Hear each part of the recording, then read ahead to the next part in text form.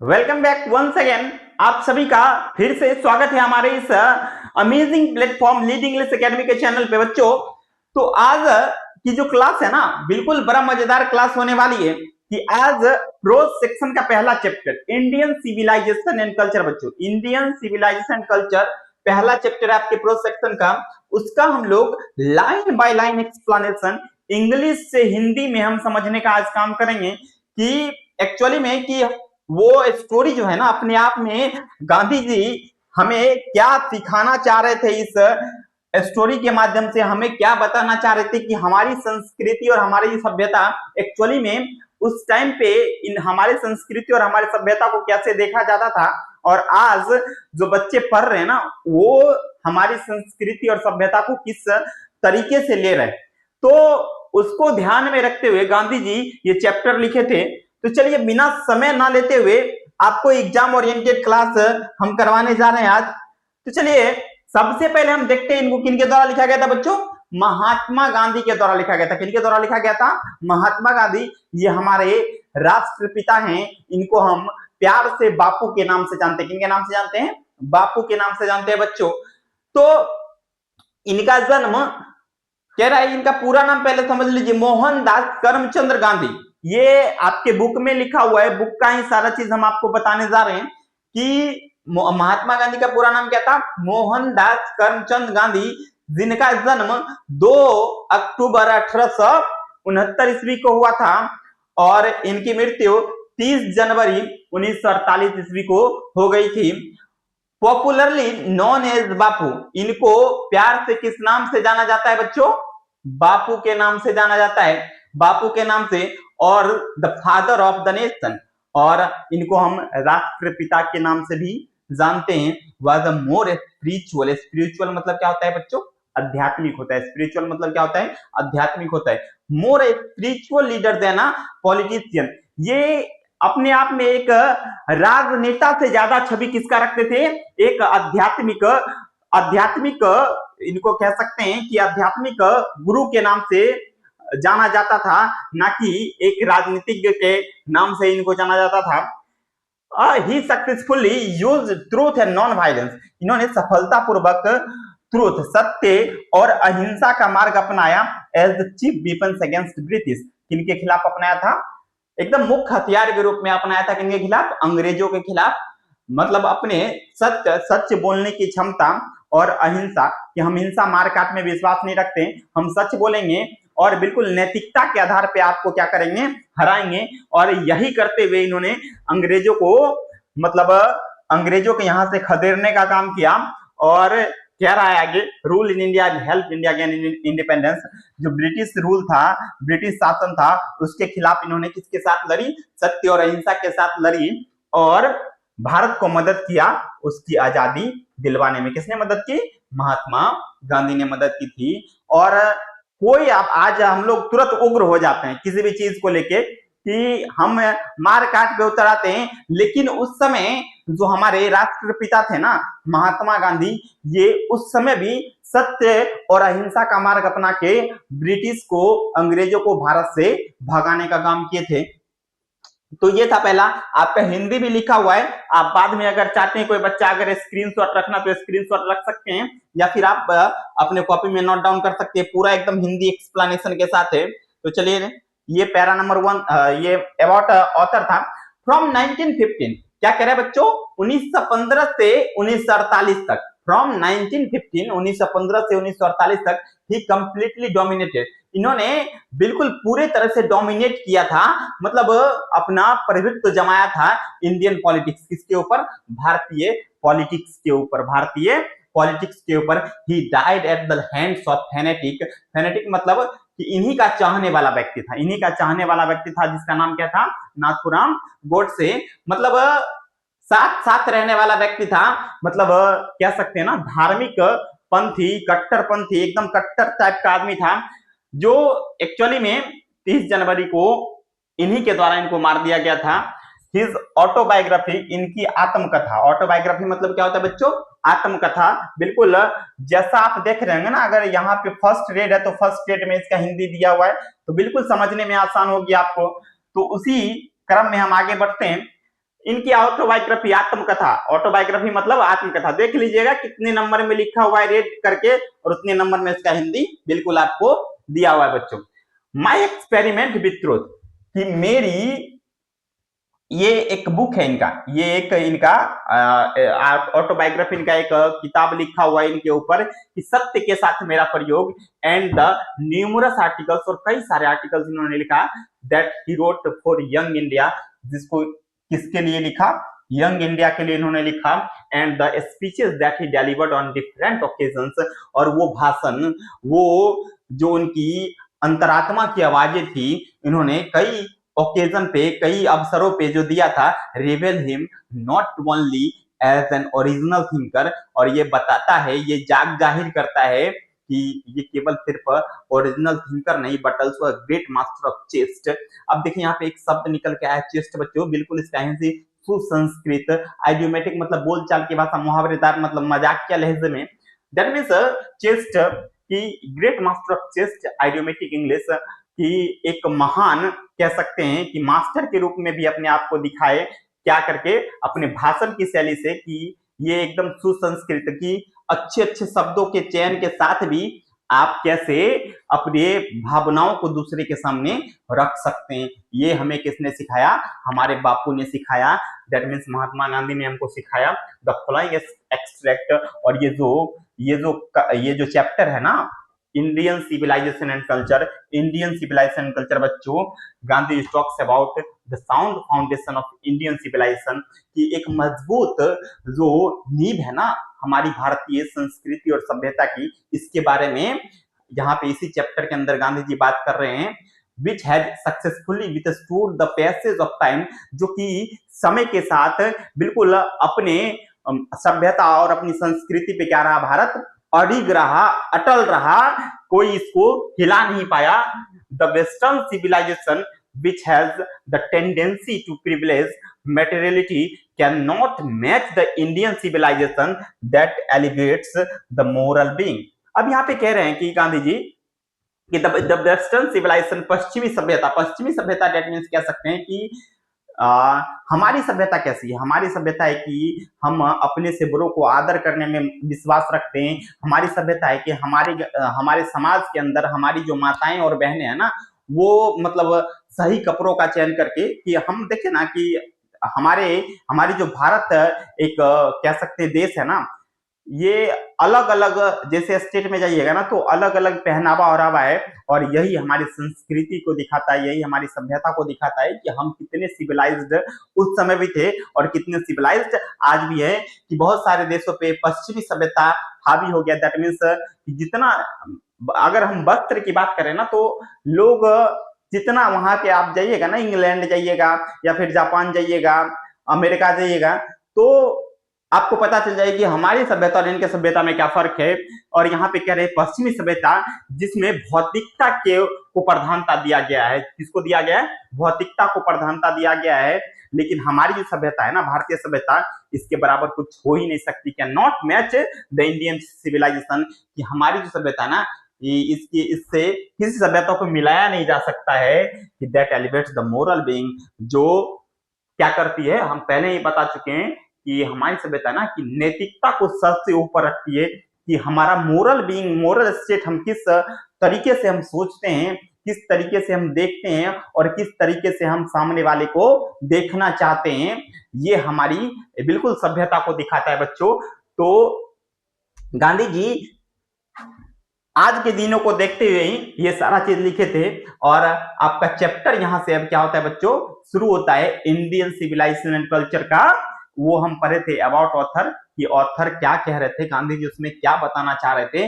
लेकिन अब जो है ना, पैरा नंबर 1 से आपको यहाँ पे बताया जाएगा कि एक्चुअली में कि गांधी जी इस चैप्टर में क्या लिख रहे थे। कि चलिए, कह रहा है कि आई बिलीव, मेरा मानना है, that the civilisation India has evolved is not to be beaten in the world, कि जो सभ्यता हमने विकसित की है, जो सभ्यता भारत देश ने विकसित की है, उसे पूरी दुनिया में कोई क्या नहीं कर सकता है, पराजित नहीं कर सकता है, हरा नहीं सकता है बच्चों। And nothing can equal the seeds sown by our ancestors, और जो बीज जो बीज हमारे पूर्वजों ने बोया है, किस चीज की बीज? हमारी संस्कृति और हमारी सभ्यता की बीज जो हमारे पूर्वजों ने बोया है, उनका उसका कोई मुकाबला ही नहीं, उसके बराबर कुछ हो ही नहीं सकता है। यहाँ पे आगे बात कर रहे गांधी जी, रोम वेंट, रोम चला गया, रोम इस दुनिया से खत्म हो गया, रोम इस दुनिया से खत्म हो गया कि अपनी सभ्यता की वजह से Greece shared the same fate, Greece का भी वही हाल हुआ। फेट मतलब क्या होता है? मतलब तकदीर। फेट मतलब क्या होता है? तकदीर, नसीब, भाग्य, जिसको हम कहते हैं कि कह सकते हैं the might of the Feroz. Feroz एक मिस्र के राजा को हम किस चीज के नाम से जानते हैं? फिरौन के नाम से जानते हैं कि फेरोज का भी वही हाल हुआ, was broken. Japan has become westernised, Japan पश्चिमीकरण की ओर बढ़ गया। जापान एकदम पश्चिमी सभ्यता को अपना लिया था उस समय। Of China nothing can be said, और चाइना का कुछ कहा नहीं जा सकता। चाइना एक ऐसी कंट्री है जिसके बारे में हम कोई अनुमान नहीं लगा सकते हैं, चीन का कुछ कहा नहीं जा सकता है। But India is still somehow और other sound at the foundation, कि भारत एक ऐसी देश है जो किसी ना किसी तरीके से, कहीं ना कहीं से, कोई ना कोई उपाय करके आज अपनी सभ्यता और संस्कृति पे क्या है बच्चों? अडिग है, अपनी संस्कृति पे टिका हुआ है, अटल है, कोई इसको नींव को हिला नहीं सका। The people of Europe learn from their lessons from the writing of the man of Greece और Rome which exist no longer in their former glory। अब यहाँ पे गांधी जी देखे, the people of Europe learn their lessons, जो Europe के लोग हैं ना, वो क्या करते हैं? मतलब उन्होंने सीखा, किससे सीखा? ग्रीस और रोम के लोगों से सीखा, which which exist no longer in their formal glory, कि यही सब करते हुए इन्होंने देखा कि ग्रीस और रोम के लोग ना, कि अपनी जो इसकी परंपरा थी ना, अपनी जो सभ्यता थी, अपनी जो संस्कृति थी, उसमें कहीं ना कहीं नहीं बना हुआ रहा, नहीं टिका हुआ रहा, वो अपनी महिमा को नहीं संभाल पाया। तो उससे किसके लोगों ने सीखा? जापान के लोगों ने कुछ हद तक बच्चों सीखा। In trying to learn from them, और इनसे सीखने की कोशिश में the Europeans imagine that they will avoid the mistakes of Greece and Rome. तो उसने क्या सीखा? जब भी हम किसी की गलती से सीखते हैं ना, तो हमसे बेहतर कोई इंसान नहीं। अगर हम किसी के, देखो होता है ना कि दुनिया में दो तरह के लोग होते हैं, एक सक्सेसफुल इंसान होता है, एक फेल्योर इंसान होता है।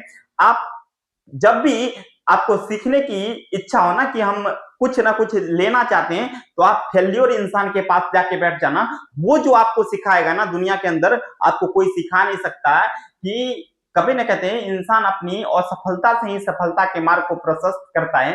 दैट मीन्स हम कह सकते हैं कि जो असफल व्यक्ति है ना, वो आपको बताएगा कि वो क्या किया जिसके वजह से असफल हो गया। सफल जो लोग एक्चुअली में जो सफल है ना, उनको पता ही नहीं क्या कि हमने क्या किया तो हम सफल हो गए, बस करते गए और सफलता मिली। लेकिन हम जब असफल इंसान के साथ बैठते हैं ना, तो वो हमको बताता है जीवन जीने का तरीका, जीवन कैसे जिया जाता है, कि एक्चुअली में कि वो क्या गलती कर गया जिसके वजह से वो खत्म हो गया, जिस दुनिया के अंदर एग्जिस्ट नहीं करता है। और यही किसके लोगों ने सीखा? जापान के लोगों ने सीखा। और वहां से सीखते हुए, सॉरी, यूरोप के लोगों ने सीखा।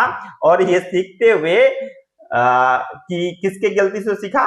ग्रीस और रोम की गलतियों से सीखा। और कहीं ना कहीं ये सीखा कि जो ग्रीस और रोम के लोगों ने गलती की, वो हम नहीं करेंगे। और इसलिए आज अपनी सभ्यता पे टिका हुआ है। Such is their pitiful condition, कि उन्होंने देखा कि ऐसी दयनीय स्थिति इनकी है ना, जिनकी कल्पना नहीं की जा सकती, जिनके बारे में सोचा नहीं जा सकता है।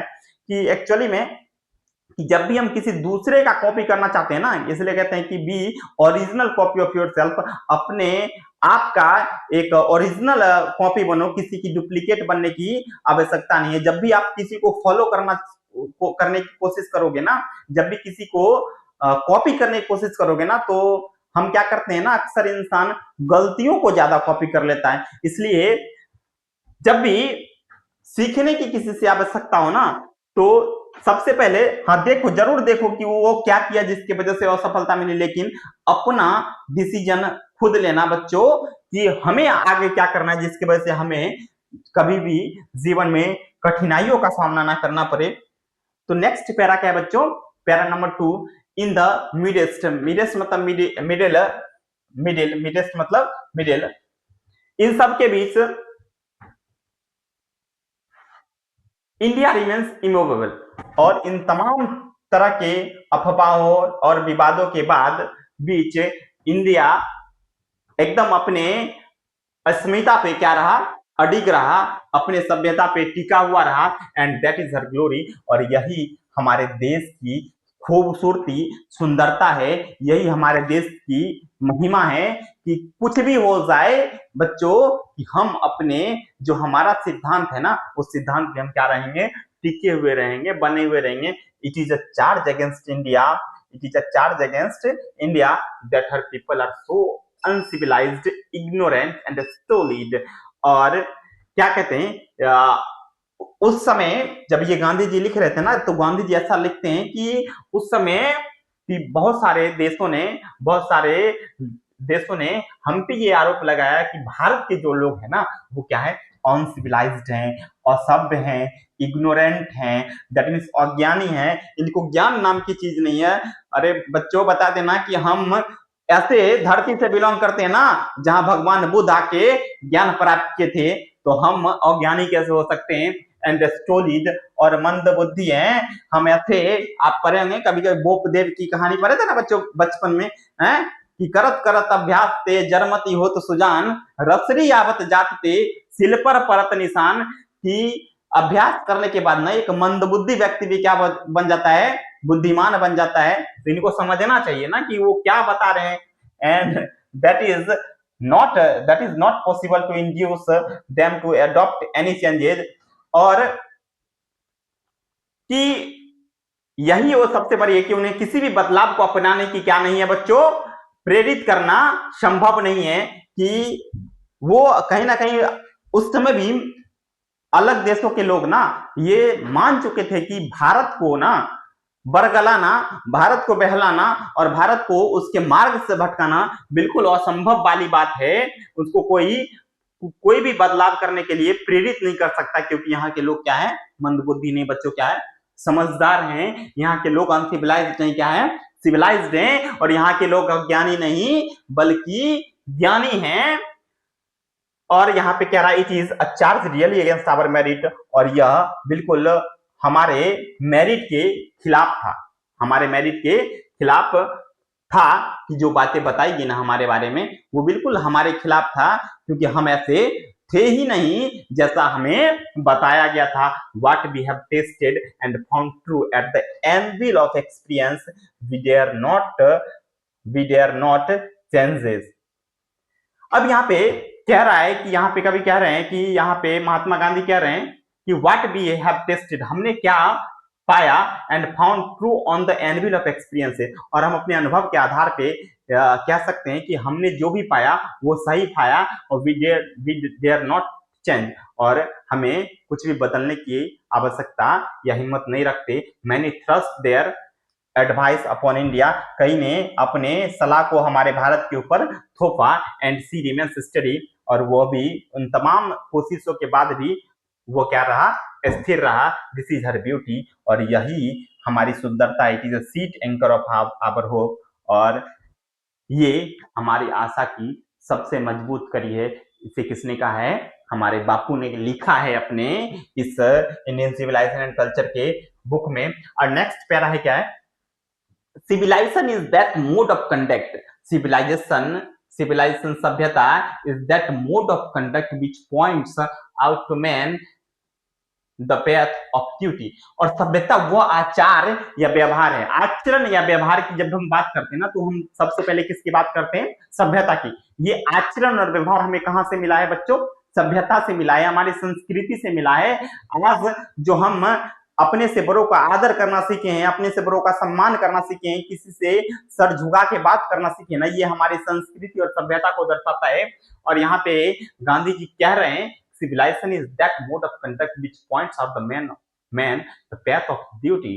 कि सभ्यता वह आचार और व्यवहार है जो किसी भी इंसान के, किसी भी मनुष्य के उसके कर्तव्य को क्या करती है, रास्ता दिखाती है, मार्ग दिखाती है। Performance of duty and observance of morality are convertible terms. अभी क्या कह रहे हैं कि परफॉर्मेंस ऑफ ड्यूटी और observance of morality that means कह सकते हैं नैतिकता का पालन और परफॉर्मेंस ऑफ ड्यूटी, कर्तव्य का पालन, ये दोनों अपने आप में एक समान अर्थ रखने वाले टर्म हैं। ये मतलब अगर हम अपने कर्तव्य का पालन कर रहे हैं और नैतिकता का पालन कर रहे हैं तो दोनों अपने आप में एक समानांतर शब्द हैं। इनको मतलब एक ही अर्थ समझा जाए टू ऑब्जर्व मॉरलिटी, अगर हम मॉरलिटी को ऑब्जर्व करते हैं दैट मीन्स किसको, नैतिकता को अगर ऑब्जर्व करते हैं is to attain mastery over our minds, तो ये कहीं ना कहीं हम जब अपने नैतिकता का ख्याल रखते हैं ना, कि ऑब्जर्व करते हैं, तो कहीं ना कहीं हमें अपने मन के ऊपर ना विजय प्राप्त है, हमें अपने मन के ऊपर क्या है, विजय प्राप्त है।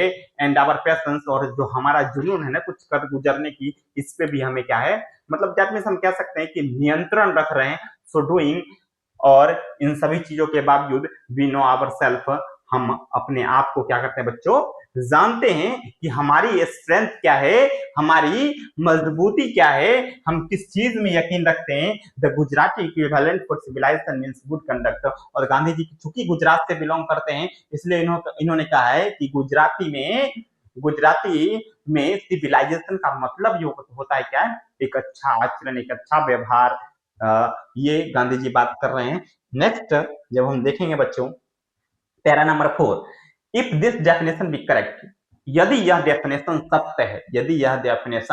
सत्य है देन इंडिया, तब जाके Bharat as so many writers have shown, कि कई सारे राइटर्स ने ये दिखाया है, क्या दिखाया है, has nothing to learn from anybody else, हमें किसी भी दूसरे से कुछ भी सीखने की आवश्यकता नहीं है।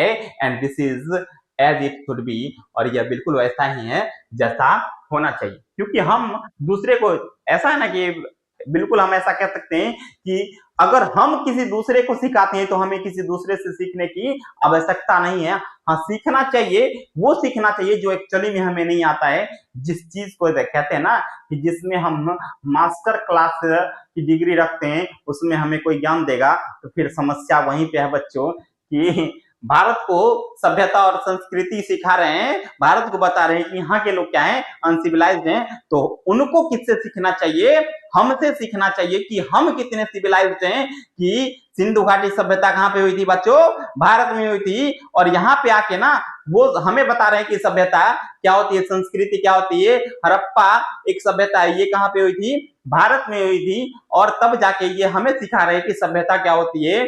और कहते हैं ना कि ये बुद्ध की धरती है, ये चाणक्य की धरती है, और इस धरती पे आके कोई हमें ज्ञान बांटेगा, ऐसा गांधी जी बिल्कुल बच्चों यही हमें सिखाने की कोशिश कर रहे हैं।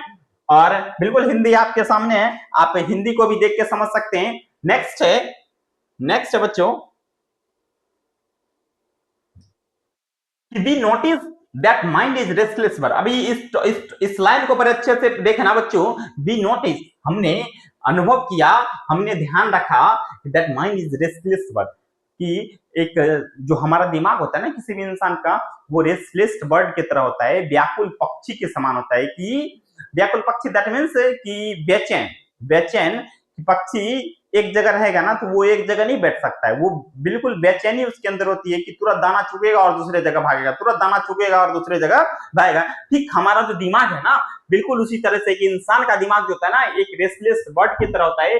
The more it gets the more it wants, कि उसे जितना ज्यादा दोगे ना उतना ज्यादा डिमांड करता है, दैट मीन्स इसको गांधी जी इस लाइन को इसलिए लिखे ना कि कहते हैं कि ना कि हम एक तरह से इसको अगर आसान भाषा में समझने की कोशिश करें बच्चों, तो गांधी जी ये कहना चाहते हैं कि जो ज्ञान है ना, शिक्षा जो है ना, शिक्षा अगर आप जितना लोगे ना उतना, और मतलब उसकी महत्वाकांक्षा ये होती है कि जितना ज्यादा हम सीख लेना उतना कम है, और उतना हम सीखना चाहते हैं।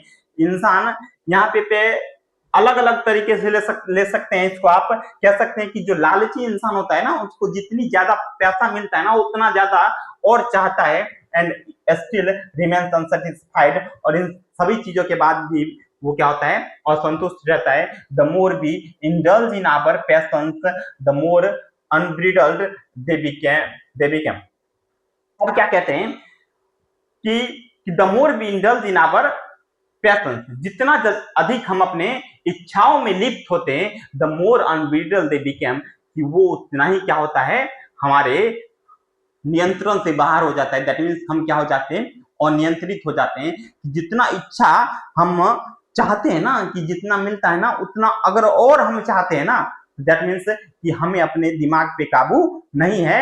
हम क्या वहां पे हो सकते हैं बच्चों, डाइवर्ट हो सकते हैं। दैट मीन्स हम अनियंत्रित हो सकते हैं। आवर एंसेस्टर्स, हमारे पूर्वजों ने देयरफॉर इसलिए कहा है, set a limit to our intelligence, कि हमें क्या करना चाहिए, कि हमें अपने इच्छाओं की, हमें अपने भोग विलास की एक सीमाएं सीमित करनी चाहिए, कि हमें जो चाहिए ना उसकी एक सीमा लिमिट होनी चाहिए, ताकि चीजों को आसानी से किया जा सके। कोई भी चीज दुनिया के अंदर, दे show that happiness was largely a mental condition, और इस तरीके से इन्होंने दिखाया कि खुशी, एटलीस्ट अंत में इन्होंने ये चीज कहा है कि खुशी एक मानसिक स्थिति के ऊपर डिपेंड करता है कि हम क्या चाहते हैं, हम क्या चाहते हैं, कि हम कैसा सोचते हैं। दैट मीन्स हमारे साथ बहुत बुरा हुआ है ना, अगर इस चीज को सोच सोच के ना, हम मेरे साथ बहुत बुरा हुआ है तो हम बहुत तकलीफ में रहेंगे, लेकिन उसी चीज को इग्नोर करके ना, कि कुछ भी हो जाए, कि हम खुश रहना चाहते हैं। दैट मीन्स ये कह सकते हैं कि खुशी किस पे डिपेंड करती है, तुम्हारी मानसिक स्थिति पे डिपेंड करती है, मानसिक अवस्था पे डिपेंड करती है, कि तुम क्या चाहते हो। कि लोग हमारे बारे में क्या कहते हैं ना, कि आज हम यही सोचते हैं ना, कि सबसे बड़ा रोग क्या कहेंगे लोगों का काम क्या है बच्चों, कहना। तुम पढ़ोगे तो भी लोग तुम्हारे बारे में बुरा बोलेंगे, नहीं पढ़ोगे तो भी तुम्हारे घर पे आके तुम्हारे पेरेंट्स से कहेंगे तो बेटा परीक्षा से। हाँ, दैट मीन्स कह सकते हैं कि दुनिया में आप कितना भी अच्छा कर लो ना, बुरा बोलने वाले लोग इस दुनिया के अंदर बैठे हुए हैं। दैट मीन्स हम कह सकते हैं कि सबसे बड़ा रोग क्या कहेंगे लोगों का काम कहना है, कि हम भी यही सोचेंगे कि लोग क्या सोच रहे हैं, तो लोग क्या सोचेंगे। लोग को सोचने के लिए भी कुछ रहना चाहिए, कि लोग क्या सोच रहे हैं ना, ये चीज से हमें फर्क नहीं पड़ना चाहिए। और जिस दिन से लोग क्या सोच रहे हैं ना, इस चीज के बारे में सोचना आपने बंद कर दिया ना, तो समझ लेना कि आप सही रास्ते पे जा रहे हो। दैट मीन्स यहाँ पे कभी कह रहे हैं कि ठीक उसी प्रकार खुशी अपने आप में एक क्या है बच्चा रे, मानसिक स्थिति है, कि हम खुश रहना चाहते हैं कि नहीं, ये किस पे डिपेंड करता है, सामने वाले पे नहीं, मेरे ऊपर डिपेंड करता है ना।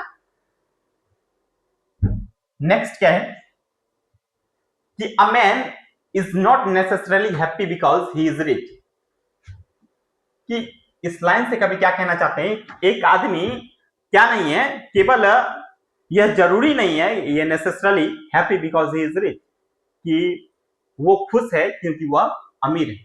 ये जरूरी नहीं है कि एक आदमी बहुत खुश है क्योंकि वह बहुत अमीर है, इसलिए खुश है यहाँ पे कभी करें। और unhappy because he is poor, और दुखी इसलिए है कि वह बहुत गरीब है। The rich are often seen to be unhappy. हमने अक्सर देखा है कि जो इंसान बहुत अमीर है ना, उनको बहुत तकलीफ में, the poor to be happy. और अक्सर मैंने उस इंसान को भी देखा है जो अपने आप में गरीब है, उसको मैंने खुश रहते देखा है। Millions will always remain poor, और इस तरीके से millions will always remains poor, करोड़ों लोग हमेशा क्या रहेंगे, गरीब रहेंगे। ऑब्जर्विंग ऑल दिस, इन सभी चीजों को देखते हुए, our ancestors decided us from luxuries and pleasures, हमारे पूर्वजों ने क्या कहा है कि हमें क्या करना चाहिए, कि भोग विलासिता की सुविधाओं से हमें क्या रहना चाहिए बच्चों, दूर रहना चाहिए। कि कहते हैं ना कि जब जितना ज्यादा आप कंफर्टेबल जोन में जाओगे ना, उतना कठिनाइयों का सामना आपको करना पड़ेगा। दैट मीन्स हम कह सकते हैं कि जो सुविधाएं आज हमें मिल रही है ना, जितनी कम सुविधाएं में अगर अपने आप को हम मैनेज कर पा रहे हैं ना, उतना कम सुविधाओं के साथ हमें जिंदगी व्यतीत करना चाहिए। और जब ऐसा करना जिस दिन से हम शुरू कर देंगे ना, तो दुनिया में मेरे से ज्यादा खुशी इंसान, मेरे से ज्यादा सुखी इंसान इस दुनिया में कोई हो नहीं सकता है। We have managed with the same kind of flaw as existed thousands of years ago। और इस तरीके से हमने कहा कि हम उसी प्रकार के हल का उपयोग करते हैं जो हजारों साल पहले होता था। कि दैट मीन्स यहाँ पे कभी कह रहे हैं कि ठीक हमने उसी प्रकार कि आज भी देखो ना कि जब पुराने समय के लोग ना जब खेत जाते थे ना कि खेत जुताई के लिए ना एक नुकीला नीचे से भाग बना के खेत की जुताई करते थे ना, ठीक उसी प्रकार आज टेक्नोलॉजी कितना भी बढ़ गया ना कि अलग नहीं आया, उसी प्रकार के हल को आज भी खेतों के अंदर चलाया जा रहा है बढ़ते टेक्नोलॉजी के साथ भी। तो हम कह सकते हैं कि जितना ज्यादा हम अपने आप को करेंगे ना ये कि अपने आप को दिमाग पे काबू रख पाएंगे ना, उतना हमारे लिए क्या होगा बच्चों, अच्छा होगा।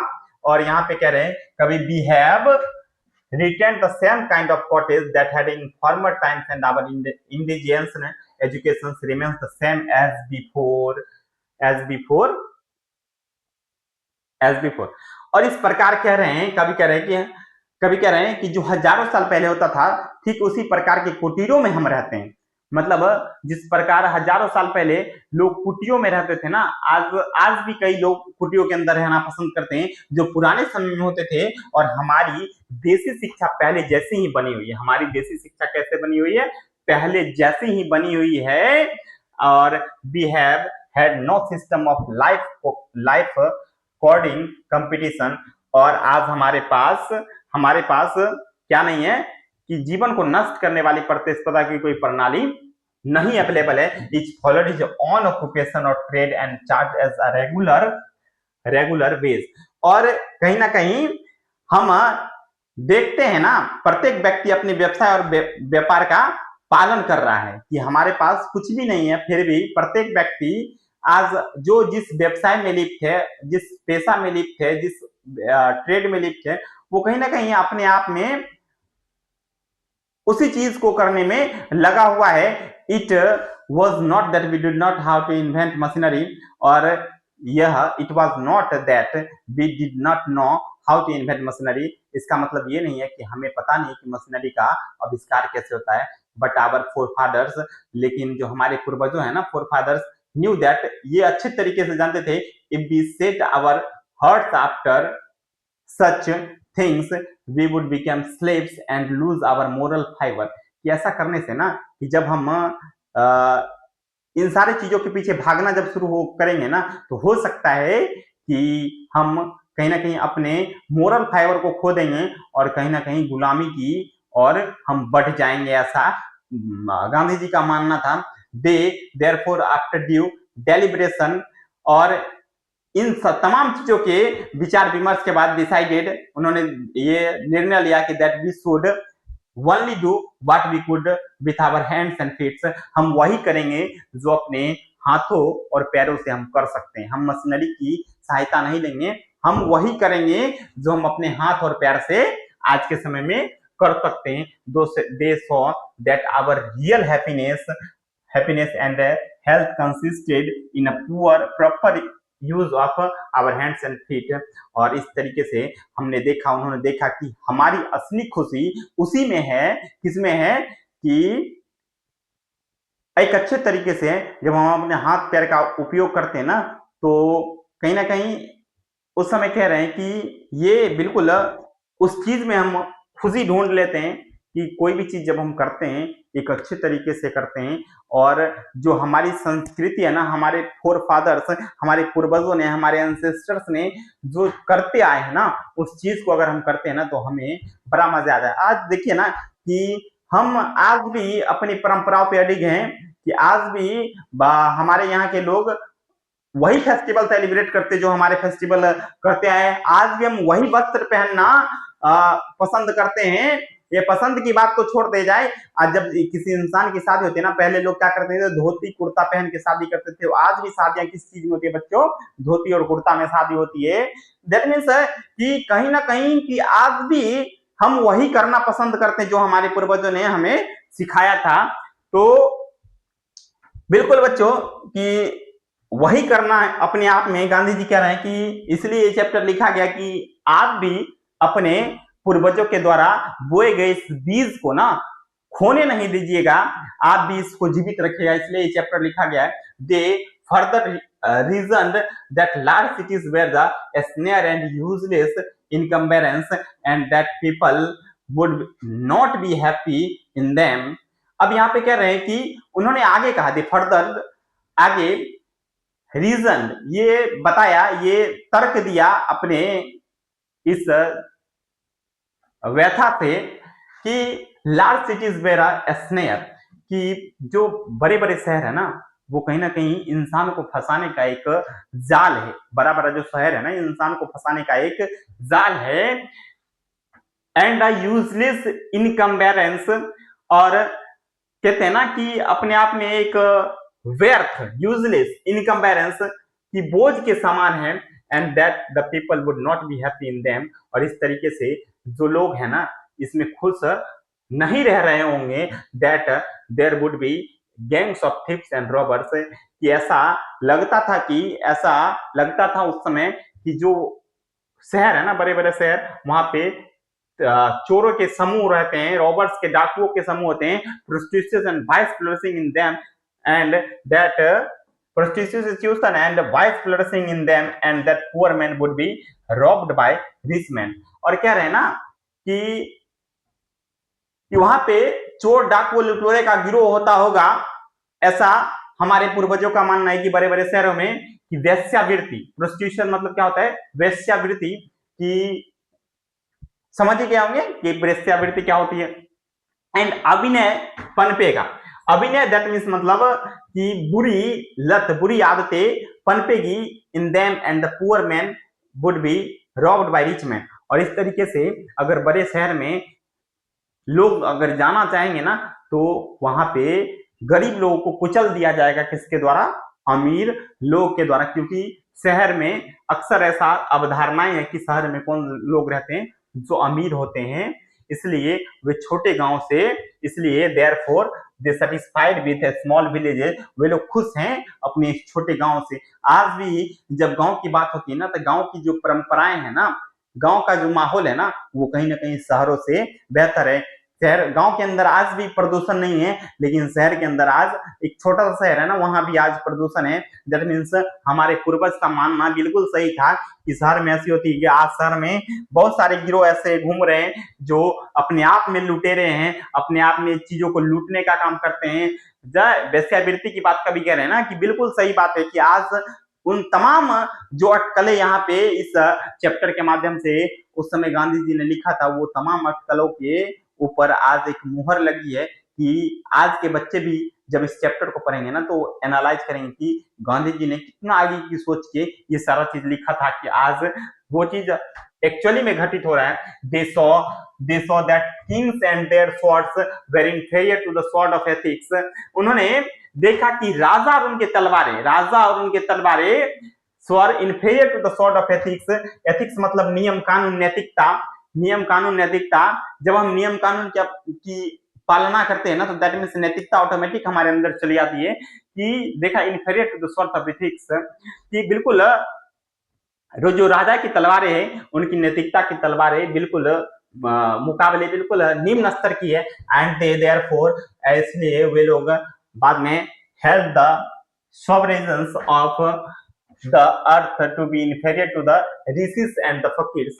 इसलिए कहा कि उन्होंने पृथ्वी के जो दैट मीन्स सॉवरेन्स मतलब जो यहाँ पे चलाता है सरकार, दैट मीन्स कह सकते हैं कि सत्ता में रहने वाले लोग, राजा है ना, सत्ताधारी ऑफ द अर्थ, इस धरती के राजा, to be inferior to the rishis and fakirs. ये इनको इंफीरियर मतलब निम्न स्तर, इंफीरियर मतलब क्या होता है बच्चा, निम्न स्तर के लोग माने जाते हैं। कि यहाँ पे कह रहे हैं कि जो राजाएं होती है ना उनकी तलवारें मतलब नैतिकता के मुकाबले बहुत निम्न स्तर की है। एंड वे लोग therefore held the sovereigns of the earth to be inferior to the riches and fakirs।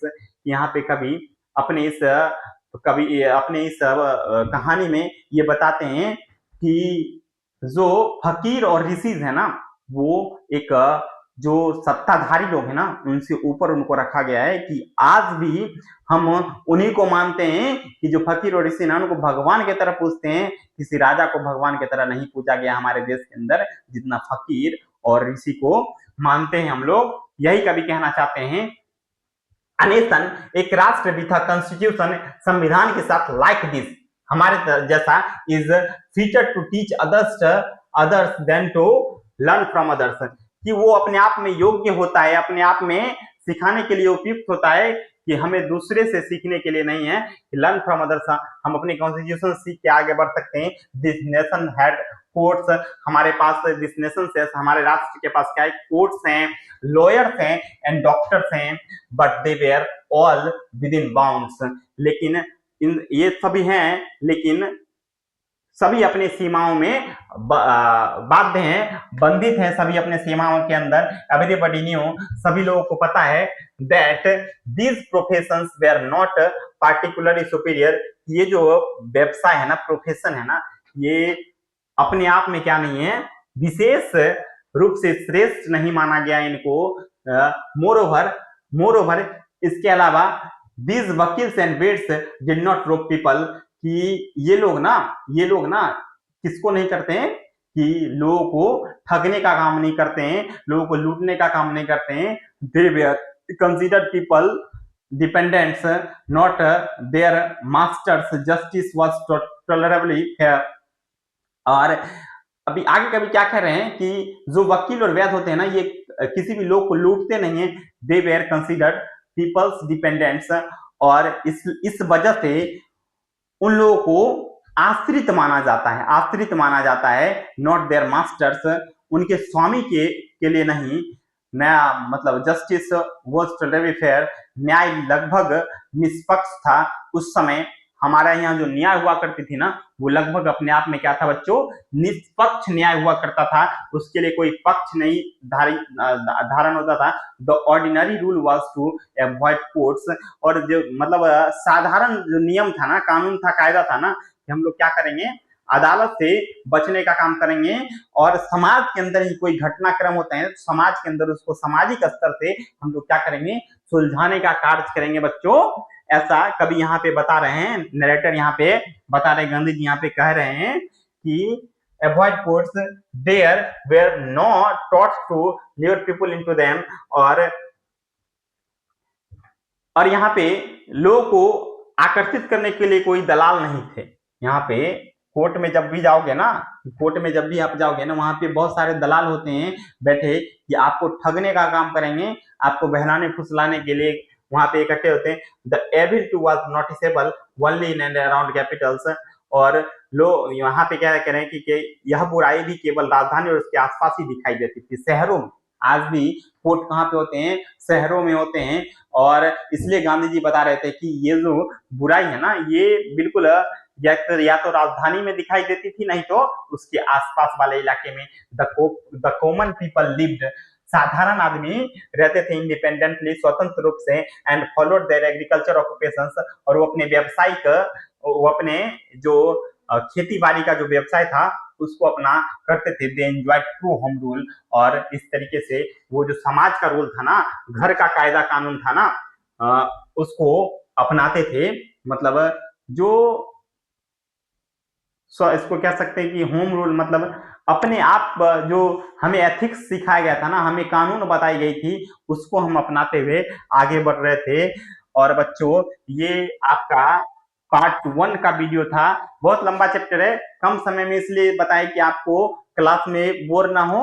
इसलिए अगर आपको पार्ट 2 चाहिए तो आप क्या कीजिए, सबसे पहले चैनल को सब्सक्राइब कीजिए, लाइक कीजिए, वीडियो को शेयर कीजिए, और जितना ज्यादा हो सके कमेंट कीजिए, ताकि आने वाले समय में आप लोग के लिए हम अच्छे तरीके से कोर्स लेके आए, और जितना ज्यादा हो सके ना, उतना ज्यादा बेहतर तरीके से आपको हम सिखाने का काम करें बच्चों। तो धन्यवाद आपको और आपके सभी मित्रगणों को जिन्होंने इस वीडियो को देखा है। और नेक्स्ट जो क्लास होगी ना, इसका पार्ट 2 होगा, पूरा एकदम लाइन बाय लाइन एक्सप्लेनेशन हम आपको बताने वाले हैं बच्चों। तो आप हमारे चैनल के साथ बने रहिए, और वीडियो को लाइक शेयर सब्सक्राइब किए। Thank you so much.